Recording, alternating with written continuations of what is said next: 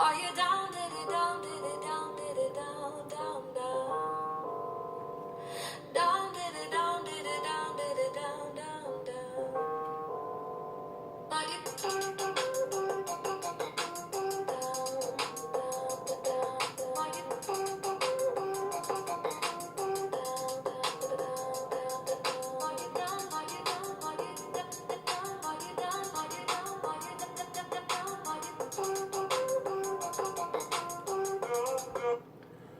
Welcome to the Zono Sports Show, where you know Zonos. Now, Bayou balling this weekend, All-Star Weekend in New Orleans. I know everybody watched it this past Sunday, and it was an entertaining game as far as the play goes. However, West beats East, 192-182. Now, defense was optional in this game, kind of like tomatoes and lettuce that come on your burger. You can have it or you don't have to have it. They didn't have it on Sunday. And for me and a lot of other people that share the same sentiment, that was the overarching takeaway from this particular game. There was no defense. Nobody really played anything competitively. It was all about showboating, dunks, and three-pointers, which was entertaining. We saw Russ come in, and he hit about 6 out of 7 and did the little waiver. And we saw a few different things. However, this was not the type of basketball that we're accustomed to seeing on a nightly basis in the NBA. They play more defense in other years. I mean, if you look at previous scores, it was 160 to 150, 130 to 130, or 140 to, you know, there was just much more defense in previous years. Now, what can I do to change this? To make this All-Star game watchable, to make me want to pop on my couch and sit back and eat my grapes, or if I'm eating junk food, my chips, my Lays, and watch a game like that. Better adjustments to this game could be maybe a bonus check to the winning team, like, I don't know, maybe $1 million a piece, or, I mean, that's a $1 million event. I'm sure they make millions off of the All-Star game just with ratings and everything like that. But something to incentivize these players to play much more competitively and give us something to look at and say, they kind of beat each other up, instead of just, oh, wow, they're playing a pickup game. And the announcers kept trying to say that on Sunday night. This is the world's best pickup game with the best players. Yeah, that's all good and dandy, but we wanted to see a basketball game, not a pickup game. If I want to see a pickup game, I'll walk down the street and go to the park. When we watch LeBron James, Russell Westbrook, KD, DeMarcus Cousins, Anthony Davis, Chef Curry, Isaiah Thomas, Kyrie Irving, we want to see some hoop. We don't want to see that other stuff. Now, also, they could implement the Bud Selig rule, which is what he did a couple years ago with the baseball All-Star game, by making the winning team of that particular conference the place who would get home field advantage in the playoffs. So could we do a home court advantage for the East or the West in the NBA All-Star game? Maybe we could elicit some more competition that way. However, we got to come up with something, because what we saw, that product Sunday night, garbage. And I don't want to sit down and watch another game where we've got guys just dunking and throwing balls everywhere and not playing any defense for almost 3.5 quarters. I mean, guys, first half is cool, but second half, can we get some competition? Now, also, things that I saw in the game that everybody talked about, KD to Russ with the alley-oop. Now, to me, that alley-oop from KD to Russ, it was planned. It was strategic.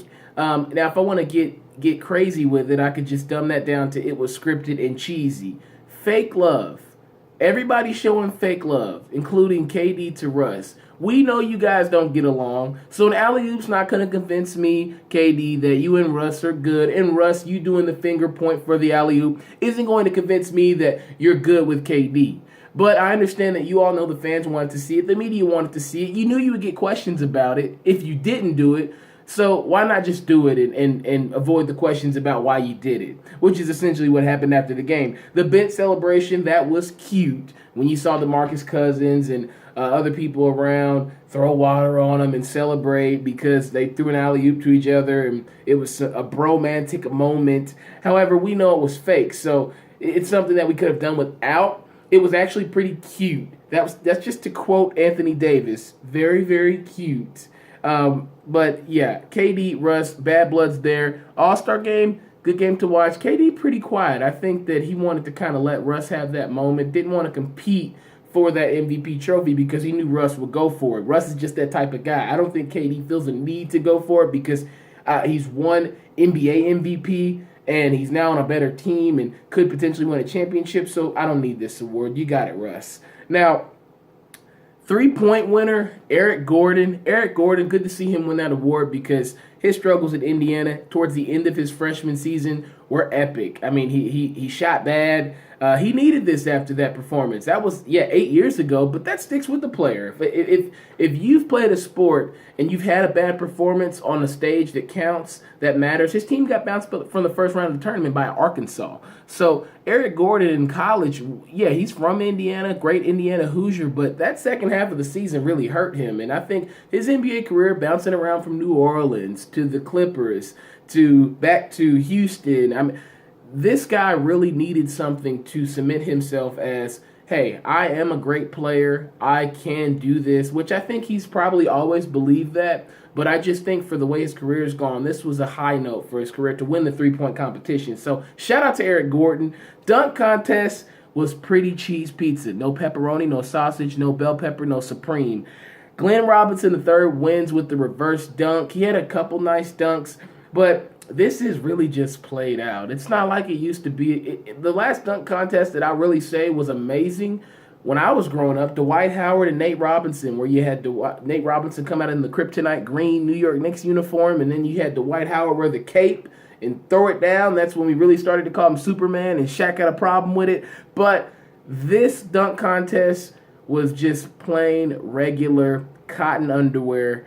Hanes, Fruit of the Loom, you name the brand. That's what it was. Aaron Gordon's drone dunk, it lost juice after the second attempt. Yeah, the drone dunk was okay, but would have been better if he held the drone up there, grabs it from the drone, and dunks it. But maybe they didn't do that because of safety issues. But the drone dunk, I was not really feeling that at all. Could have been better, this dunk contest, but they need to come up with something different. We want to see big names. Yeah, you got away with the Zach LaVines and the Aaron Gordons in the previous years. You've gotten away with that. But now at this point, with how the dunk contest just looks and it's dry to people, maybe you guys should try to do something different with the stars, per se. LeBron James and Kevin Durant and who's your big dunkers? We could name Blake Griffin, people that really do slam the ball down. Giannis Antetokounmpo. Oh, him in the All-Star game. Get him in the dunk contest. I think he's been in it before, but get him in it if he hasn't been. Get people like that, and let's see them on a grand stage. We'll pay more to see it. We'll do whatever just to get a better dunk contest. Now, Anthony Davis won the All-Star MVP.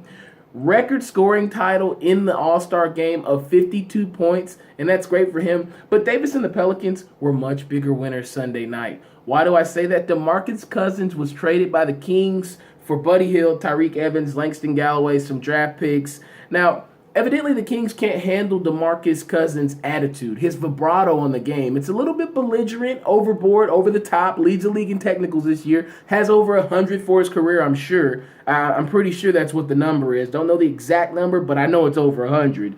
The Kings, I do think this was a terrible trade that set them back probably 5 years. Vlade Divac came out and wanted to say that, we want to create a winning culture here where character matters. I guess they feel that DeMarcus Cousins lacks character. Specifically, that's why they pinpointed those specific words. However, DeMarcus Cousins is a very valuable asset. Now, you don't go out and just sell a Lamborghini for a Toyota Camry. That's not what you do. And I'm not calling Buddy Hield, Tyreke Evans, Langston Galloway Toyota Camrys.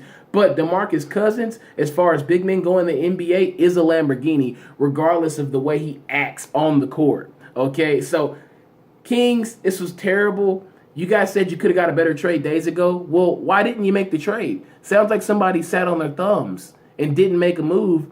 It actually cost themselves a lot of value because they didn't get much back. They got two youngins, and then they got an oldie who they've had in Sacramento. Tyreke Evans, there's a reason he left Sacramento. There's a reason they got rid of him in the first place. So you're going to trade this guy to get him back?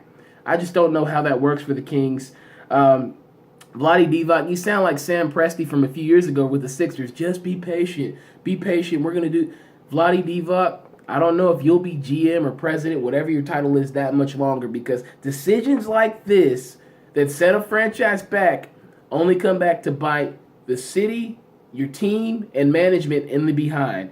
And you don't want that action, Vlade Divac. You don't. The Pelicans just turned into a real playoff team by acquiring DeMarcus Cousins. Now, not a contender. That's not what I said. But they've turned into a real playoff team. Now, Coach Cal may go ahead from Kentucky and buy a condo maybe in New Orleans just to go down there, eat some beignet, and watch his young cats, DeMarcus Cousins and Anthony Davis, get on the floor sometimes. But he may just fly in and check them out for the weekend every now and then. Maybe not the condo. Maybe that's unnecessary. But this is going to be interesting to see Anthony Davis play alongside DeMarcus Cousins in the second half of the season. I look forward to seeing how that 5 works with the 4, because they both want to do similar things skill set wise, but who's going to stick to a true position is where 5 and 4, so they can both be on the floor at the same time. You don't sub these guys in. You want these 2 twin towers on the floor at the same exact time simultaneously. Now, we'll jump back into some college hoops on Thursday.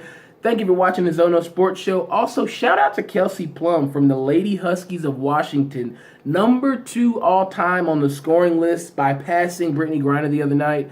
Now, she's got to pass Jackie Stiles, and I think she's just about under 100 points that she has to get to pass her. So good luck to Miss Kelsey Plum, and we'll catch you all Thursday. Thank you for watching the Zono Sports Show, where you know Zonos.